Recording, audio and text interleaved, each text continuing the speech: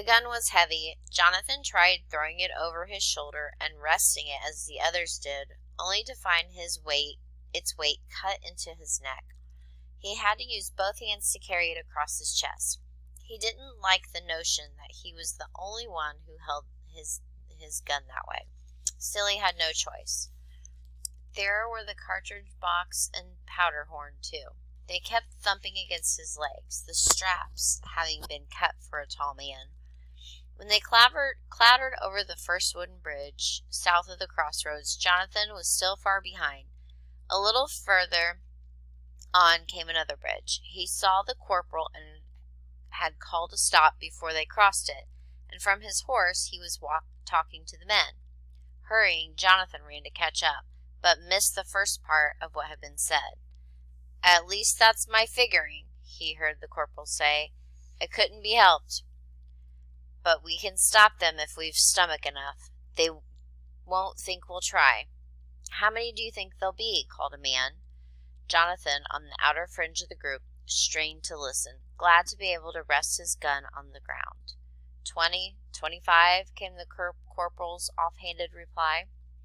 His words were met with uneasy silence. Jonathan, sensing that something was wrong, looked around. "Before you say that they weren't more than 15, came an angry voice. "Did I?" said the corporal coolly. "Then I misspoke myself." Again, save for the shifting feet of men, there was a silence. Jonathan noticed how nervous they were. It hadn't occurred to him that they would be. "Does 5 more turn you about?" the corporal asked. Jonathan looked from face to face, waiting for a reply. He saw downcast eyes, furtive and unsure. Then someone said, "I want to hear again what brought them out. You said a committee of public safety. Aside from yourself, how many were there?" The corporal's face turned redder. "Ask them," he snapped. "Here," came a tense voice. "We didn't elect you corporal. Sitting on a horse don't make you so darn high."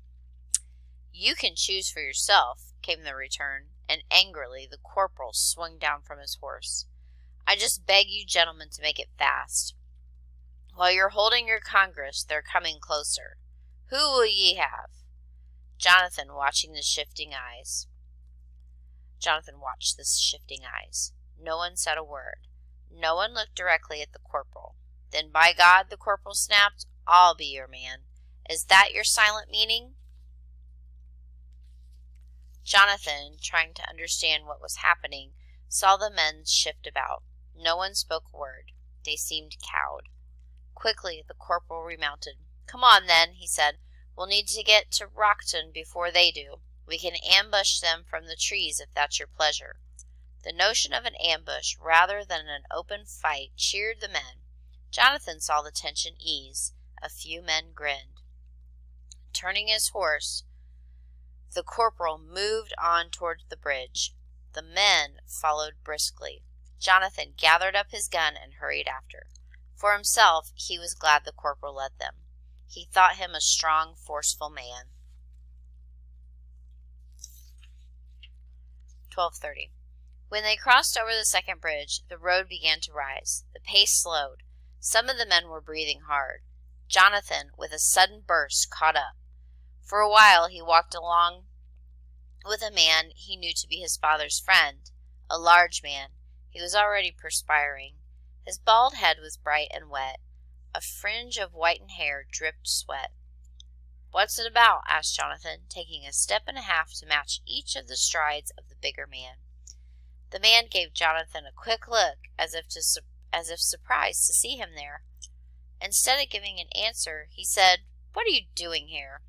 "Going to fight," said Jonathan. "I heard there were enemy troops. 15, 20 or so. Where are they going? What are they trying to do? Something happen?" The man studied Jonathan, then turned and spat on the ground. "Didn't you hear?" he asked. "That's just what I said." The man sucked a deep breath and marched in heavy silence. Waiting for an answer, Jonathan did his best to keep up. Suddenly the man said, "Why'd you come?" "What?" "Why'd you come? I asked you." Jonathan searched for words. "Wanted to," he said. "Your father know? Give permission?"